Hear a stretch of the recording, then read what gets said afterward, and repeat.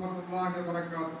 الحمد لله رب العالمين. اللهم صل على سيدنا محمد وعلى آل سيدنا محمد كما صليت على إبراهيم وعلى آل إبراهيم في العالمين إنك حميد مجيد.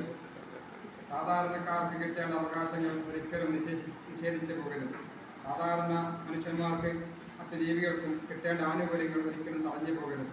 മഹാനായ നബി സല്ലല്ലാഹു അലൈഹി വസല്ലം തങ്ങൾ വഫാത്തായ ശേഷം അന്ന് മദീനയുടെയും മുസ്ലിം ലോകത്തിൻ്റെയും ഭരണാധികാരി ഹബീബായ പുണ്യ നബിയായിരുന്നു. അവിടുന്ന് മരണപ്പെട്ടതിന് ശേഷം ബനൂ സഹാദ ഗോത്രക്കാരുടെ പന്തലിൽ വെച്ചുകൊണ്ട് മഹാന്മാരായ സ്വഹാബത്തെ യോഗം കൂടുകയും ആ യോഗത്തിൽ വെച്ച് അടുത്ത ഭരണാധികാരി ആരായിരിക്കണമെന്ന് ചർച്ച ചെയ്യുകയും ചെയ്തു.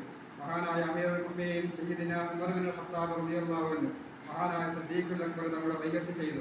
സിദ്ദീഖ് റളിയല്ലാഹു അൻഹു അധികാരം കിട്ടിയ ഉടനെ അവിടുന്ന് പ്രഖ്യാപിച്ചു, ഞാൻ നിങ്ങളിൽ ഒരാളാകുന്നു. എന്നിൽ നിന്ന് നല്ലത് കണ്ടാൽ നിങ്ങൾ എന്നെ പിന്തുണക്കണം.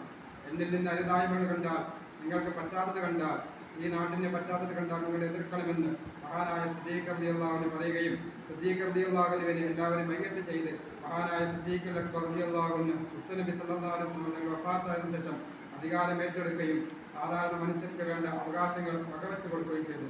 അതുകൊണ്ട് തന്നെ ഏതൊരു പ്രദേശത്തും ഒരു ഭരണാധികാരി അത്യാവശ്യമാകുന്നു. ഭരണമില്ലാത്ത സ്ഥിതിക്ക്, ഭരണാധികാരി ഇല്ലാത്ത സ്ഥിതിയിലേക്ക് ഒരു രാജ്യം പോകരുത്, ഒരു സംസ്ഥാനം പോകരുത്. അല്ലാഹു സുബ്ഹാനഹു വ തആല നല്ല ഭരണാധികാരികൾ നൽകി നമ്മെയും നാവുമായി ബന്ധപ്പെട്ട എല്ലാവർക്കും രണ്ട് ലോകത്തും ഖൈർ പ്രദാനം ചെയ്യട്ടെ. ആമീൻ. അസ്സലാമു അലൈക്കും വറഹ്മത്തുള്ളാഹി.